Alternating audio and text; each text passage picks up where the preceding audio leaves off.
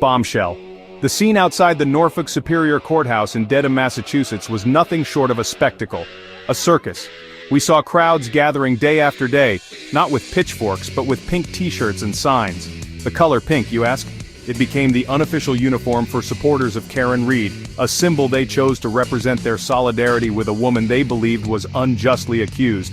This wasn't your typical somber courthouse gathering. No, this was a full-blown rally, a tailgate party for a murder trial. Chants of Free Karen Read echoed through the streets, creating a media frenzy that turned this local case into a national obsession.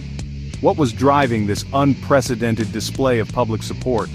The energy was electric, pulsating with a mix of defiance and unwavering belief. These were not just casual observers, they were dedicated followers of the case, armed with their own theories and what they called receipts. They had followed every twist and turn, not just on the nightly news, but through a sprawling online network of blogs, podcasts, and social media live streams. Every piece of evidence presented in court was instantly dissected and debated by this digital jury.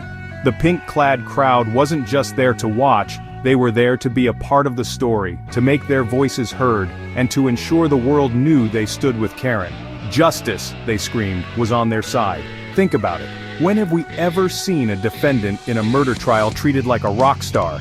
Karen Read would arrive at court each morning to thunderous applause and cheers. People traveled from all over the country, booking hotels and taking time off work just to catch a glimpse of her and show their support.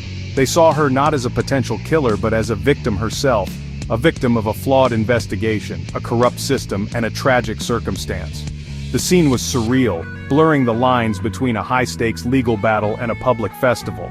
This was justice in the age of the internet, playing out in real time for all to see.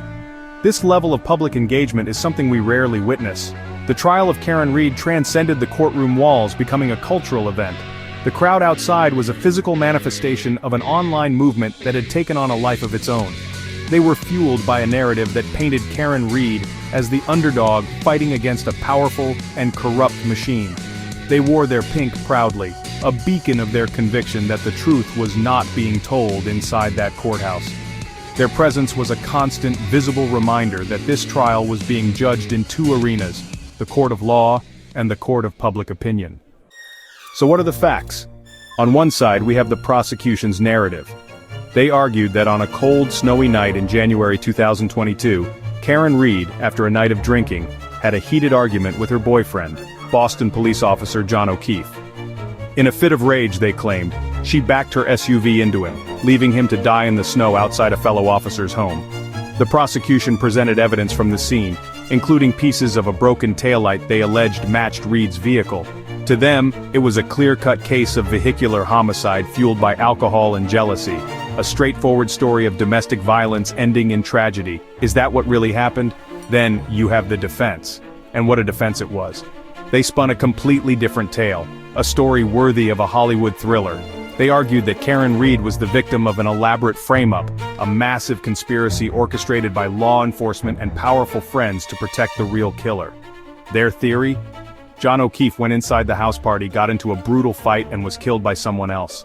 They claimed his body was later moved outside to stage the scene. The defense pointed to what they called sloppy police work, a compromised investigation, and a thin blue line closing ranks to protect one of their own. It was a narrative of deep-seated corruption. This stark contrast created a deep divide. You were either on team prosecution or team defense. There was no middle ground. Supporters of Karen Read, led by the controversial blogger Turtleboy, latched onto the conspiracy theory. They believed every inconsistency in the investigation was proof of a cover-up. They questioned the integrity of the lead investigators and the forensic evidence. They saw a woman being railroaded by a system designed to protect itself. For this group, Karen Read's innocence was not a question. It was an absolute certainty, and the trial was a fight for truth against a powerful cabal. On the other hand, many looked at the evidence presented by the state and saw a much simpler, more plausible explanation. They believed the defense's claims were outlandish, a desperate attempt to create confusion and distract from the defendant's guilt. They saw the cheering crowds and the social media frenzy as a dangerous perversion of the justice system, where public opinion and online mobs were trying to intimidate the jury and influence the outcome. For them, the tragic reality was that a man was dead, and the person responsible was his girlfriend, Karen Reed. 2 stories, 2 realities, 1 courtroom. Let's get down to it. Why did so many people, particularly women, connect so deeply with Karen Reed? It's a key question. For many, Karen Reed represented a familiar archetype, the woman who is blamed when something goes wrong. She was portrayed as a bad girlfriend, a woman who drank too much, who was too loud, too emotional. Many of her supporters saw the prosecution's case as an attack, not just on Karen Reed, but on any woman who has ever been in a tumultuous relationship or been unfairly judged. They felt that she was being punished for not fitting into the neat box of a perfect grieving girlfriend. This connection was amplified by the fact that Karen Reed was not behind bars during the trial. Out on bail, she was able to present her own side of the story, something most defendants facing murder charges can never do. She gave interviews, participated in documentaries, and maintained a public presence that allowed her to shape her own narrative. She wasn't just a mugshot on the evening news, she was a real, articulate woman fighting for her life. This access made her relatable. Women saw her and thought, that could be me. They saw a woman fighting a system they felt was often stacked against them, and they rallied to her cause. The rarity of the situation also played a huge role. Women are charged with murder far less frequently than men. When they are, it often captivates public attention in a unique way. The case tapped into complex societal views about female aggression, relationships, and victimhood. Some women saw in Karen a reflection of their own struggles against being dismissed or disbelieved. They felt a kinship with her, viewing her as a fellow woman being scapegoated by a group of men. Her story became a proxy battle for their own frustrations with a patriarchal system. And then there's the power of social media. Platforms like TikTok and YouTube became virtual courtrooms where amateur sleuths and true crime enthusiasts dissected every detail. Documentaries and podcasts like The Commonwealth vs. Karen Reed dove deep into the conspiracy theories, spreading them to a massive audience. This digital firestorm allowed women from all over to form a community, to share information, and to reinforce their collective belief in her innocence. The internet gave them a platform to challenge the mainstream narrative and build a powerful movement from the ground up, turning a local trial into a global conversation. The final moments of the trial were pure tension. The world was watching. After weeks of testimony, after all the explosive allegations and courtroom drama, the jury filed back in. The air in the courtroom was thick with anticipation. The pink-clad supporters held their breath, clutching their signs and each other. The family of John O'Keefe sat stoically, hoping for the justice they believed their son deserved. This was the moment of truth, the culmination of a legal battle that had divided a community and captivated a nation. All the speculation, all the podcasts, all the protests, it all came down to this single moment. What would the verdict be? When the clerk read the words, "not guilty on all charges," the courtroom erupted, gasps, sobs of relief, and then cheers.